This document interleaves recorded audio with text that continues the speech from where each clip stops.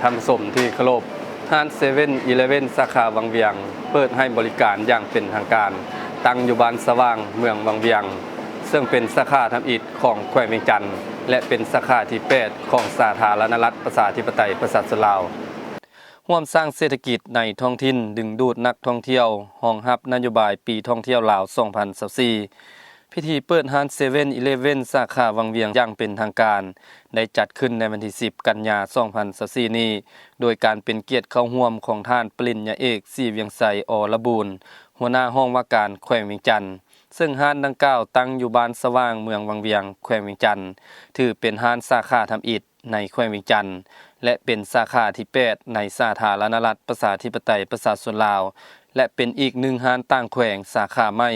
ก่อนหน้านี้บริษัท CP All ลาวจำกัดในกลุ่ม CP All ได้เปิดดำเนินการห้าง7-Eleven มาแล้วทั้งในนครหลวงเวียงจันทน์แขวงจำปาสักและแขวงสวรรณเขตที่สำคัญยังเป็นห้างที่บริหารโดยผู้ร่วมธุรกิจชาวลาว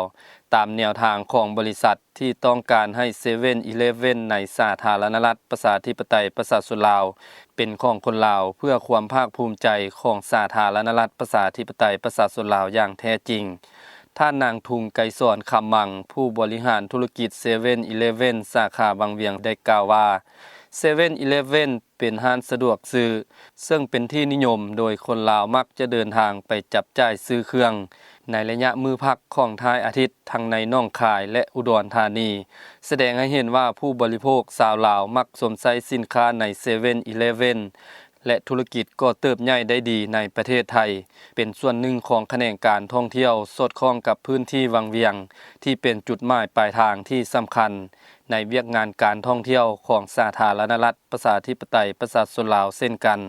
การที่มีห้าง7-Eleven มาเปิดบริการนอกจากจะช่วยอำนวยความสะดวกให้ผู้ที่เดินทางมาท่องเที่ยวในสาธารณรัฐประชาธิปไตยประชาชนลาวยังเป็นอีกหนึ่งทางเลือกให้คนลาวได้เข้าถึงสินค้าและบริการที่มีคุณภาพในขณะเดียวกันยังเป็นการสร้างเวียกเฮ็ดงานทำให้คนภายในท้องถิ่นบ่ต้องออกไปเฮ็ดเวียกอยู่ต่างแขวงหรือต่างประเทศ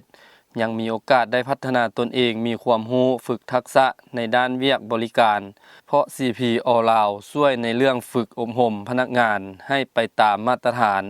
จะเป็นจุดแข่งในเวียกงานการท่องเที่ยวและบริการในปีท่องเที่ยวลาว2024ตามนโยบายของภาครัฐที่ต้องการให้เวียกงานการท่องเที่ยว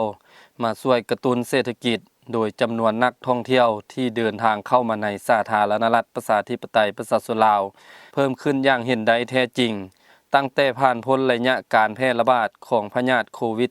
-19 และวังเวียงบ่เพียงแต่มีจุดแข็งด้านสถานที่ท่องเที่ยวธรรมชาติและประวัติศาสตร์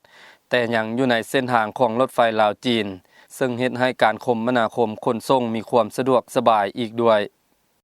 ท่านผู้ชมที่เคารพที่ผ่านไปนั้นก็แม่นพิธีเปิดห้าง7-Eleven สาขาวังเวียงอย่างเป็นทางการมาฮอดนี้ผู้ดำเนินรายการบุญมาแก้วบุตรดาพร้อมด้วยทีมงานข่าวโทรภาพแขวงเวียงจันทน์ต้องขอลาท่านผู้ชมไปก่อนสบายดี